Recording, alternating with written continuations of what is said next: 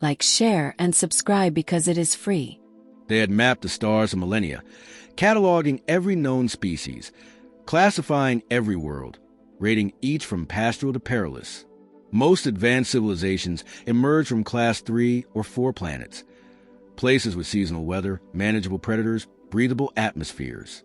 Deathworlds, Class 7 and above, were anomalies, rare, violent, and almost always fatal to even the hardiest explorers. So when the Deathworld Alliance formed, it was out of necessity, a loose pact between apex survivors, civilizations from worlds that crushed the weak and rewarded the merciless. They weren't friends. They were co-survivors. They didn't believe in diplomacy. They believed in endurance. Then the swarm came. The null swarm. Not a species. Not a fleet. A viral fusion of machine and biomass, endlessly replicating, endlessly consuming. It wasn't at war. It was nature in acceleration. Stars went dark. Planets fell in silence. Borders collapsed. The Alliance was cornered. For the first time, Deathworlders face extinction not from their planets, but from something worse. That's when someone found Earth. It had always been there. A red flag system marked unstable. Old probe data suggested it should have been classified as a high-tier Deathworld, perhaps even beyond Class 10, but the data made no sense. The planet had oxygen, water, temperate zones, and yet no scout returned. Entire drones vanished. It was written off as cursed and forgotten, but desperation rewrites caution. They sent a manned probe this time, a composite crew of Tharnic tacticians, Skrull scouts, and one war-hardened Karyi veteran. Only half of them made it back, not from battle, from exposure. Earth itself fought them. Storms that moved sideways, pressure shifts, radiation spikes, flora that triggered hallucinations, fauna that didn't fear fire. They didn't even encounter the native species until day 6. And when they did, it was worse than they feared. The humans were thriving. A group of them, wearing minimal environmental gear, were camping in an Arctic wasteland, laughing, cooking something over open flames. One of them, upon seeing the scorched, half-burned Tharnic soldier stagger into view, grinned and offered a dark, steaming cup. "Coffee," he said. The diplomatic request followed days later. The Alliance sent an offer. Temporary military alliance, technology exchange, combat support, in return, membership. Humanity's response was simple. "Sure," they said. "Sounds fun." No celebration followed. No ceremony. Earth didn't hold parades or issue holospeeches. They simply dispatched a contingent of what they called Marines. The term was undersold. These were not soldiers. These were weapons disguised as men and women, smiling as they boarded ships bound for war zones that had broken entire civilizations. On the station orbiting Farson 3, a place used for elite joint training drills, the humans arrived in casual clothes. One of them carried a guitar. Another wore sunglasses and vacuum. The commandant of the station, a four-armed Relathi veteran of 9 campaigns, tried to greet them formally. The human in charge, Sergeant Amaze, saluted lazily and asked where the gym was. The first training simulation was designed to test adaptive combat response under randomized stress. No one was expected to clear it. The humans cleared it in under 9 minutes. Amaze asked if they could crank the difficulty up a bit. The instructors ran diagnostics, assuming a malfunction. There was none. On the row 6, the swarm had overrun the planetary defense grid. The skies were dark with living nanoclouds. The surface writhed with crawling, hissing life. Alliance forces had lost 3 outposts in as many days. Conventional tactics were failing. The command council debated fallback. Then, as an afterthought, they deployed the humans. They expected attrition. At best, a stalling action. The humans requested airdrop. A squad of 12 made landfall in the middle of a swarm hive cluster. Cameras tracked their descent. No vehicles, no artillery, just armor and parachutes. Within seconds of impact, kinetic detonations rippled outward. High-frequency sound bursts followed, disrupting swarm cohesion. The swarm counter-adapted, reformed into dense tendrils and lunged. Human response: flamethrowers and improvised explosives made from alien fuel cells. The battle lasted 6 hours.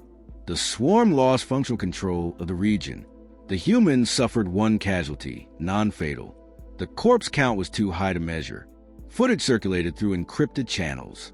One clip showed a human dragging two wounded allies to cover while humming a tune and hurling a satchel charge behind him. The explosion was followed by laughter. He yelled, "That's what you get, you slimy USB stick." Alliance analysts were stunned, not just by the tactics, but by the attitude. These weren't fearless. They were familiar with fear. They moved through it like others move through water. They used it, shaped it. Their armor bore skulls. Their weapons had names. Their unit banners read like threats. At the next council summit, a Skrull officer, veteran of 300 years of Deathworld conflict, watched from the footage reels in silence before muttering, "They treat war like a festival." The humans returned from the Row 6 with little ceremony. No victory speeches, just maintenance requests and meal rations. One Marine asked where the nearest bar was. Another started fixing his gear with duct tape. When asked what they thought of the swarm, a human replied, "It's like fighting mold with teeth. Nasty, but we fought worse." The statement sent ripples across the council chambers. What, they wondered, was worse? That night, a junior ambassador reviewed old human records, public ones, documentaries, historical logs, archived footage. What they saw chilled them. Not the technology, not the weaponry. The normalization of violence, the frequency of conflict, the recorded wars, uprisings, civil collapses, recovery, repeat. And somehow, they hadn't just survived. They'd built empires on top of ruins. One file caught attention. An Earth artifact, a motto from ancient Rome. If you want peace, prepare for war. It wasn't just a saying. It was their cultural software. Back in the fleet barracks, Sergeant Amaze sat sharpening a blade. When asked why Earth accepted the Alliance, he shrugged. Simple. You called us a death world. Figured we might as well prove it. And prove it they did. The next deployment was no longer experimental. The humans were no longer seen as curious novelties from a backwater system. Now they were the hammer, deployed when nothing else worked. The Alliance designated them Category X Response Units, a sterile name that didn't begin to describe the chaos they brought. The Row 6 had been a test. The next assignment was a nightmare. Sinar Delta, a core colony stripped of atmosphere and overrun by the Null Swarm second stage mutation, coordinated hive constructs with electromagnetic shielding and burrowing capacity. 3 elite divisions had failed. The swarm was digging into the planet's crust, preparing a launch platform that could send spores into surrounding systems. The Alliance prepared for a long siege. Human Command requested full operational control and no backup. They got it. On arrival, the humans rejected orbital dropships. They called them coffins with steering. Instead, they rode in modified atmospheric entry pods they called meteor shells. Each slammed into the surface at terminal velocity, cracking open like eggs. The humans climbed out and went straight to work. Initial reports confused High Command. They didn't set up a perimeter. They didn't fortify a forward base. Instead, they immediately split into fire teams and charged into the thickest concentrations of swarm tunnels. When asked why, their field commander replied, "We're not here to wait. We're here to wreck things." Wreck they did. They used explosives that hadn't been approved by the Alliance for over a century. Concussion charges, microfission warheads, a thing they casually referred to as the Angry Toaster, which released directed EMP bursts followed by shrapnel-infused plasma. They deployed autonomous drones shaped like insects that screamed ultrasonic frequencies as they flew. But the most terrifying weapon was none of these. It was their music. Alliance observers patched into the comms feed, expecting tactical updates. What they got was thunderous rhythms, screaming lyrics, and a voice shouting over the noise, "Let's show these bastards what extinction looks like." It wasn't a war. It was theater.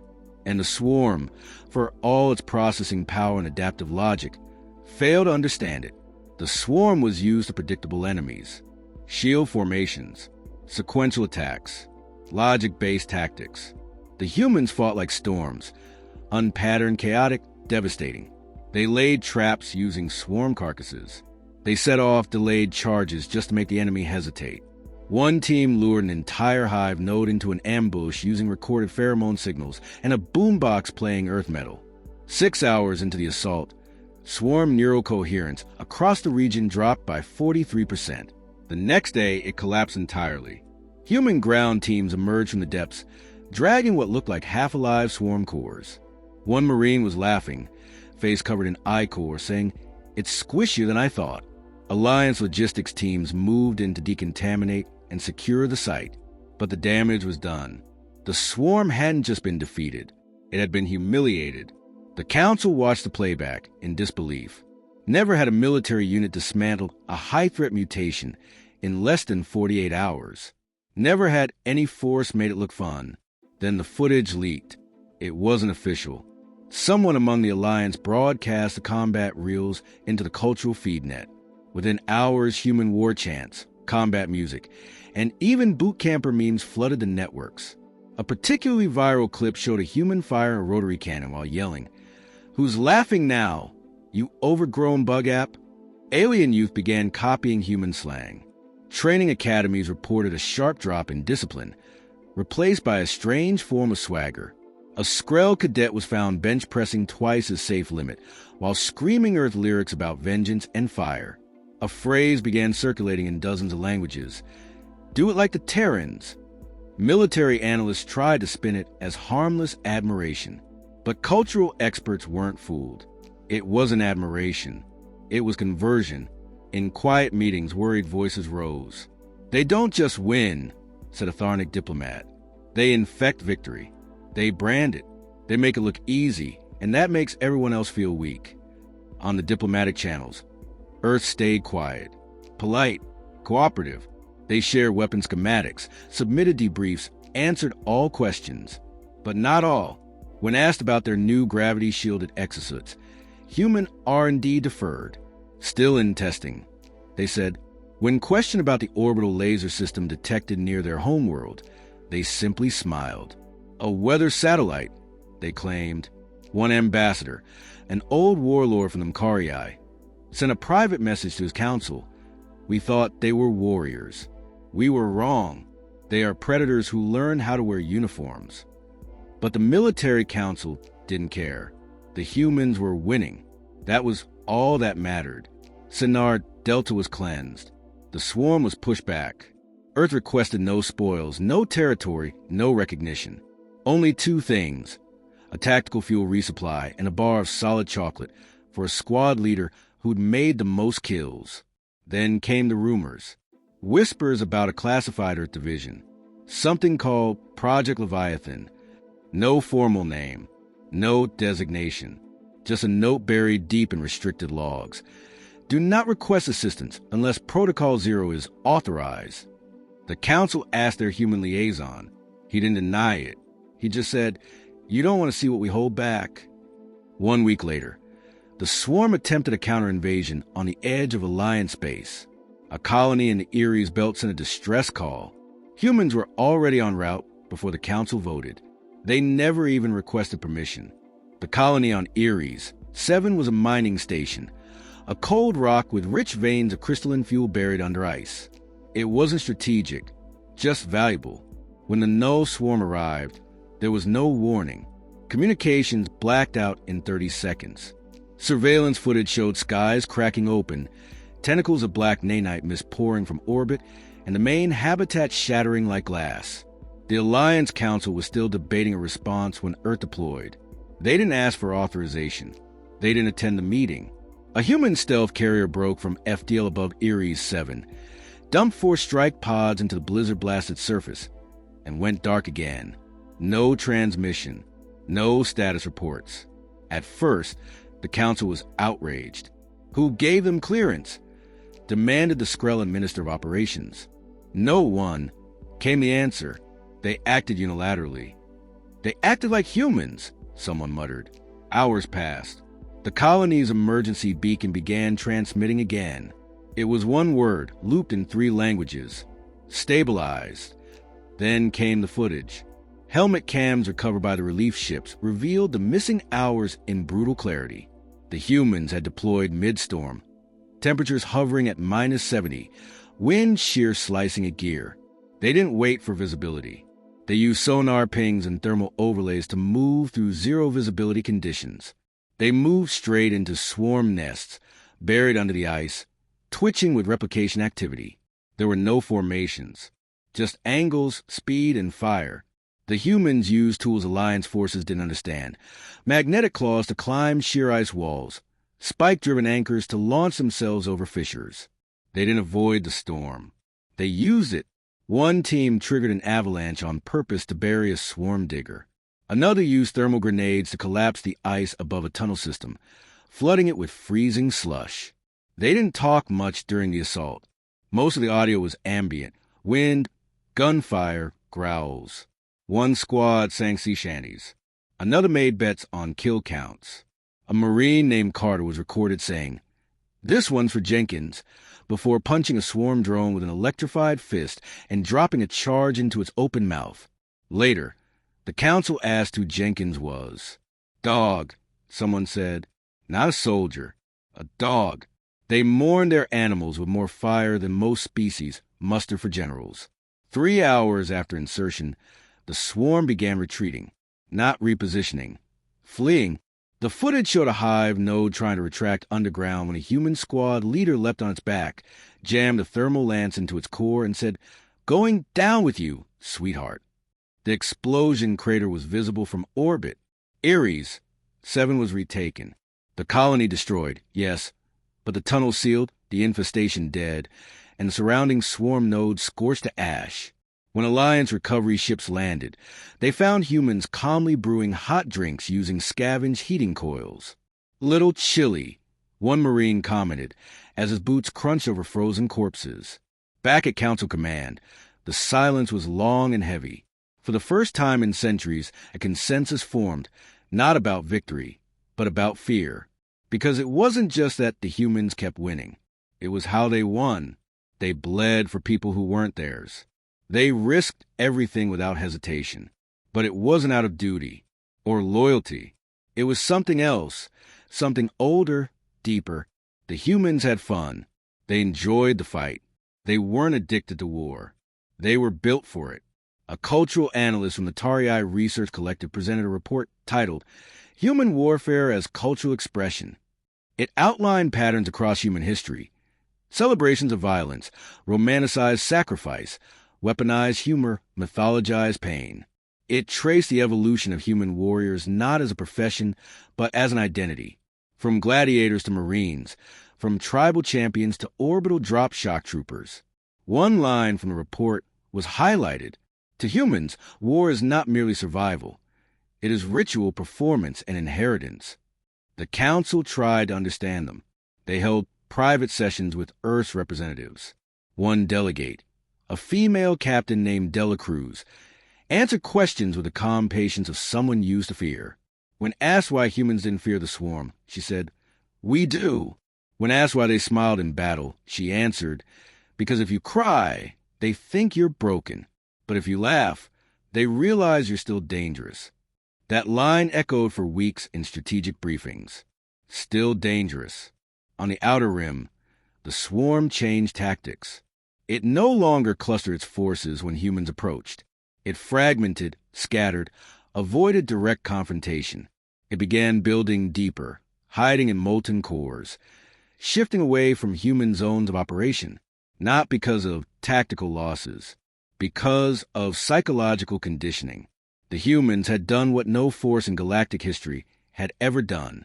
They made the swarm afraid. But fear spreads both ways. Within the Alliance, voices began rising, whispers in diplomatic halls. We needed them, some said, but how do we send them home now? Another incident accelerated the paranoia. During a rare peace interval, a joint celebration was held on Noxus Prime. Delegates from 24 member races attended. Medals were issued. Speeches were made. A human squad attended in full dress uniform. They didn't salute during the anthem. They toasted with dark jokes. They laughed too loud, drank too fast, and left before the final ceremony ended. Later that night, a classified vault was breached on Noxus Prime. No alarms, no damage, Just a single item removed. A prototype gravitic weapon the Alliance had mothballed due to instability. The breach team left a note. We're borrowing it. You weren't using it anyway. Zoxo, Earth. The Council tried to investigate. They received a message directly from Earth's High Command. Don't ask questions if you don't want the answers. No apology. No denial. They weren't allies anymore. They were wolves living among domesticated predators. And the Alliance had opened the door. The storm broke on Yairos 9, a fortified research moon orbiting a red dwarf, buried in shielded bunkers, its entire surface ringed with defense satellites. It had one purpose: to develop countermeasures against the swarm. The project was overseen by the brightest minds in the Alliance, until the swarm bypassed every failsafe, overrode the orbital grid, and dropped spore bombs through the crust. 10 million researchers, soldiers, and staff were entombed within a day. The Council didn't hesitate. They sent a fleet, 50 ships, multi-species elite task force, the best they had. It wasn't enough. The swarm had evolved. They used counter-jamming fields now, burrowed under energy shields, fed on reactor radiation. The entire system was lost before the Alliance could fire a meaningful shot. Every ship was shredded or forced to retreat. That's when the humans moved. But this time, there was no warning. No transmission, no requests, just a flash of gravitational distortion near the outer ring, and then something dropped into the system that didn't match any known Alliance hull code. It was Leviathan, a ship too large to exist, a silhouette that ate stars. No markings, no ID, just black plating and a rumble in the void like thunder underwater. It didn't decelerate. It pierced orbit and slammed into the atmosphere like a falling god. Council monitors scrambled to identify it. The energy readings were inconsistent with every propulsion model. Internal scans returned nothing. External scans were blocked. One observation AI sent a warning. This is not a vessel. It is a weapon pretending to be one. Then came the message. Not through Alliance channels. Not through secure quantum relays. Just a broadcast in clear, wide-band frequency. Humanity tried diplomacy. Then we tried partnership. This is our last method. The gloves are off. The transmission ended. Leviathan opened. Its hull didn't crack. It peeled. Whole layers folding back like petals. From within emerged drop flares. Thousands. Each one a sealed pod carrying something different. Not soldiers. Not machines. Avatars. Biological warforms grown in black site Earth labs. They hit the surface like extinction events. The swarm met them with full force and lost immediately. The avatars didn't use guns. They used claws, plasma forged blades, telekinetic pulse bursts. Some emitted screeches that shattered ceramic plating. Others simply moved too fast to track, leaving vapor trails and cleaved corpses. Alliance observers screamed sabotage. This wasn't disclosed. This violates 10 interstellar treaties. This is genocide. No one responded. Leviathan didn't speak. It just hovered, silent, watching. 3 hours into the ground operation, swarm coordination failed entirely. Their neural web collapsed. Hive cores went dormant. The surviving fragments burrowed into the moon's mantle. But the avatars followed. They went deeper. They didn't just want victory. They wanted memory erasure. They wanted the swarm to forget Earth existed. 6 hours after the drop, the moon split, literally, a rupture along its equator, like a dying fruit.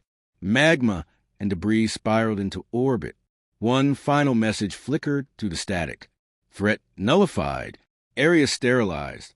Humanity has resolved the issue. Then Leviathan turned and left. No request for thanks. No explanation. Just gone. Back at Council Command, panic bloomed. This wasn't the deal.